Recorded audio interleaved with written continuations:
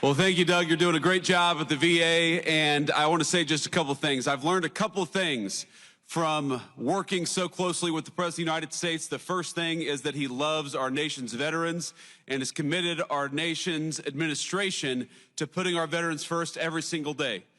And the second thing I've learned about the President of the United States is that he really hates when somebody who's speaking before him goes on for too long.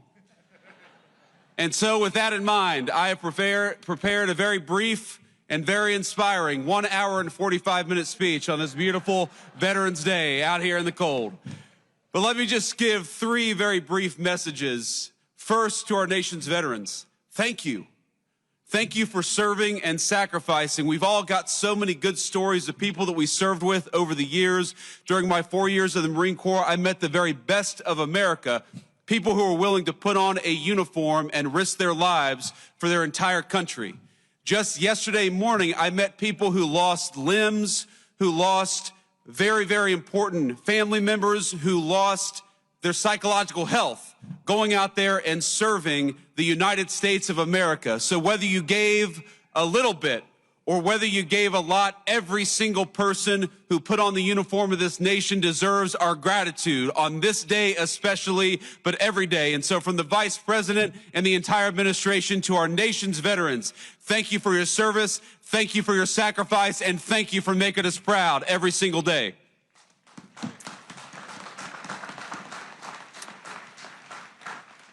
The second message is to the nation's political leaders.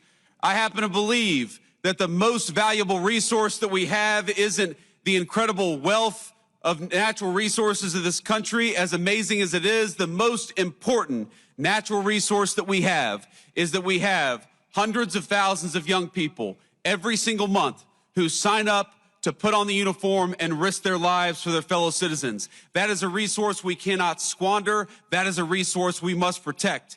And so to every elected official who's here today, our obligation, our sacred responsibility to our veterans is to make sure that the American military is the bravest and best fighting force anywhere in the world, and to make sure that every time we ask our nation's military to go off to war, we give them the training, we give them the resources, and we give them what they need to kick the enemy's rear end and to come back home safely and quickly. That is our obligation to you.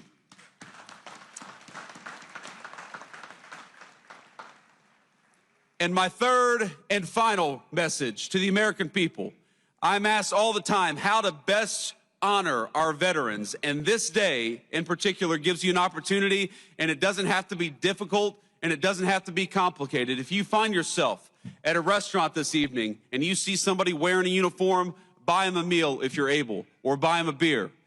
If you see a veteran of our nation's armed forces, if you know somebody in your family, give them a call and say thank you. I heard already this morning from my mother-in-law who sent me a message early California time, and it touched my heart. Just knowing that we have loved ones who recognize our service, who care about it, and who care enough to go out and say thank you.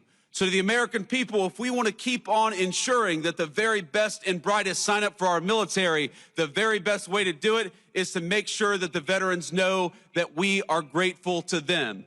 And so it's with great pride that I am introducing a man who is proud of our veterans, who fights every single day for the veterans, and who is proud to be the Commander-in-Chief of the United States Armed Forces, President Donald J. Trump.